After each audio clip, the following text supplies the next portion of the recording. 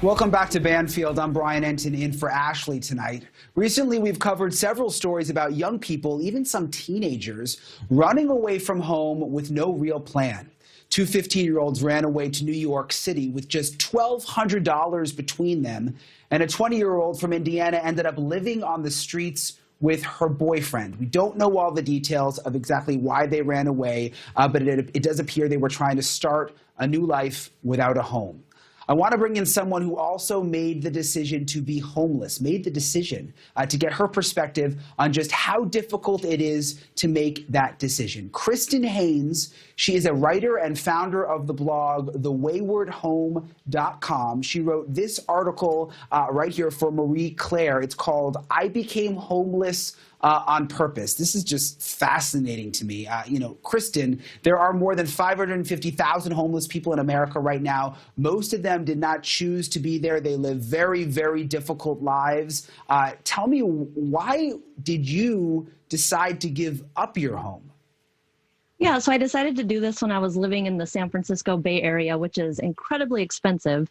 And I knew there was no way I could get ahead while paying rent and at my current salary. So I decided I'll just, live in a car, live in a tent for a while, and that'll help me pay off debt, save up money, and become financially secure, because so many young people these days are having a really hard time, saving money and becoming secure.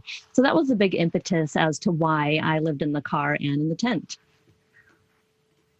Yeah, and I've got friends all over the country, Kristin, who, they're not even young, but just the price of housing and rentals is insane in cities throughout America. One of my friends, his rent's being raised by $1,000. He just can't afford it anymore. But it doesn't seem like you suggest, though, like giving up a house, do you? I mean, it sounds like it was a really hard life.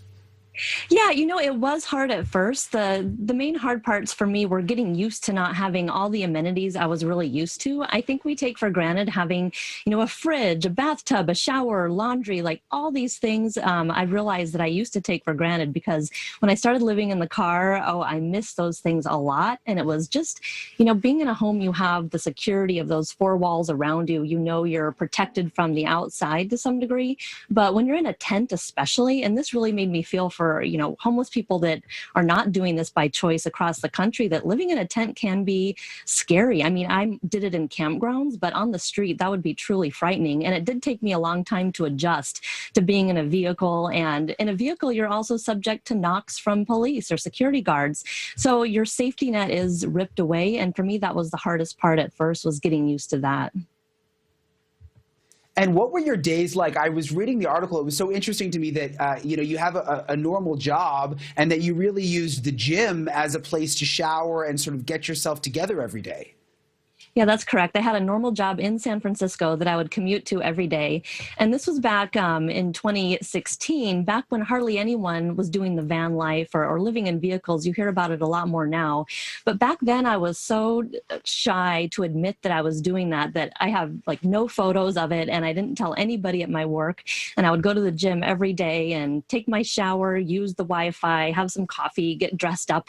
And I would wear my, business casual outfit to work. And nobody was the wiser except for a couple coworkers I told. But that's changed now that it's become more accepted. I have, no qualms about talking about my current lifestyle. But back then it was really challenging and maintaining that veneer of working in the city every day. So did it pay off? I know you were trying to save money. I mean, was it worth it? And do you actually, suggest that other teens should do this? Yeah, I definitely do not suggest that teenagers should do this. I think that if you are an adult and you love adventure, you love freedom, I think you have to love being in nature. You have to love backpacking and uncertainty.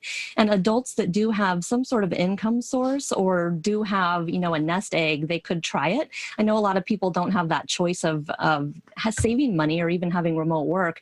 But it is hard. It is a lot easier if you do have money and you have a way to make money on the road. And to me, it's definitely worth it. Now that I've done it for so many years, I really can't imagine going into a house. And now it feels opposite. When I go into a house, I just can't wait to get back into my van again. And that's kind of a funny shift that's happened to me over the years.